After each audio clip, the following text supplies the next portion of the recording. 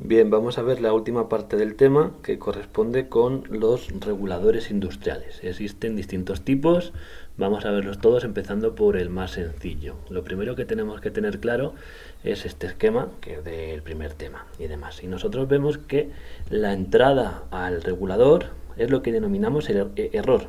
¿Qué es el error? El error es la diferencia entre la consigna, el valor que yo quiero que haya de una magnitud, y la magnitud que le llega al valor del sensor, que es la magnitud que tengo en ese instante. ¿De acuerdo?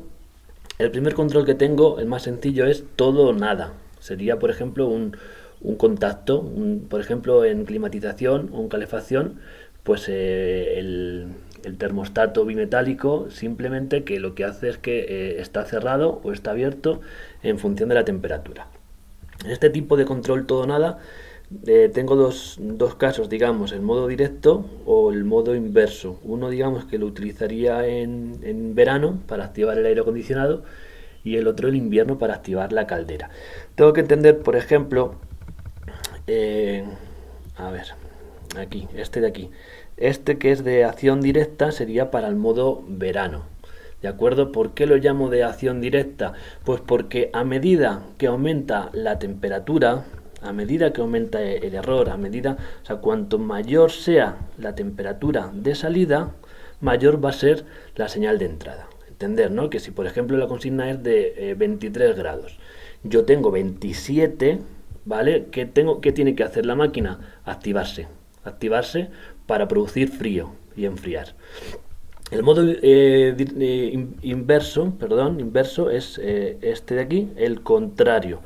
Sería, por ejemplo, modo calefacción. Modo calefacción, pensar que es al contrario. Si yo tengo la consigna en 20 grados y yo aquí tengo 23, la máquina tiene que estar parada, la caldera. Entonces es al revés. Cuanto menor sea esta magnitud de aquí, imaginaos que yo tengo 15 grados y quiero 20, entonces es cuando tiene que activarse la máquina. ¿Cuándo se parará la máquina? Cuando el calor, la temperatura alcance los 20 grados, entonces se parará. Veis que el funcionamiento es justo el contrario. El modo directo, que es el que llamamos pues eso, para refrigeración, o el modo inverso, que es el que utilizaríamos en calefacción. El sistema es similar. Por ejemplo, el termostato este bimetálico que os he hablado alguna vez, realmente tiene 3 contactos. Entonces es un interruptor, digamos, normalmente cerrado o normalmente abierto en función de cómo yo lo configure. O sea, el mismo termostato yo lo puedo utilizar para modo inverso o para modo verano, en función de la máquina que vaya a configurar. Bueno, ¿cómo funcionaría? Claro, no tiene tanta precisión como los que vamos a ver posteriormente, pero es más que suficiente. Para una magnitud tan lenta como es la temperatura, me vale. Imaginaos, por ejemplo, en calefacción, yo tengo una temperatura de, no sé, mi consigna está en 20 grados. Tengo 15, que tiene que estar el sistema arrancado, la caldera encendida. Poco a poco la temperatura va aumentando. Cuando la temperatura alcanza la consigna, la máquina se apaga, la caldera se apaga, pero puesto que los radiadores digamos que están calientes, todavía se sigue calentando un poco la estancia. Llega un momento que los radiadores se han enfriado y empieza a bajar la temperatura. Cuando vuelve a pasar por la consigna, el sistema se desactiva, la caldera se apaga y empieza a arrancar la caldera, pero va con un poco de retardo, la temperatura es lo que tiene, ¿no? Entonces, hasta que los radiadores se calientan, pues tengo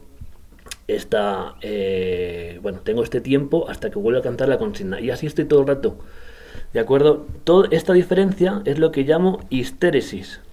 Estoy, aunque yo quiera una temperatura determinada de 20 grados, tengo unas variaciones de, por ejemplo, de 19, 21, 19, 21. La caldera se enciende a 19, se apaga a 21. Esto es lo que llamo consigna. ¿De acuerdo? Aquí lo veis también. Aquí la caldera arranca aquí, pero para aquí. Esta histéresis es necesaria para que funcione bien el sistema. Los termostatos bimetálicos tienen esta histéresis directamente. Los termostatos electrónicos hay que programarla. Pensar que si no tuviese esta histéresis estaría continuamente el relé parpadeando. Cuando llega a 19,9, 20 se activa, 20,1, 19,9 y continuamente ese parpadeo pues podría afectar negativamente la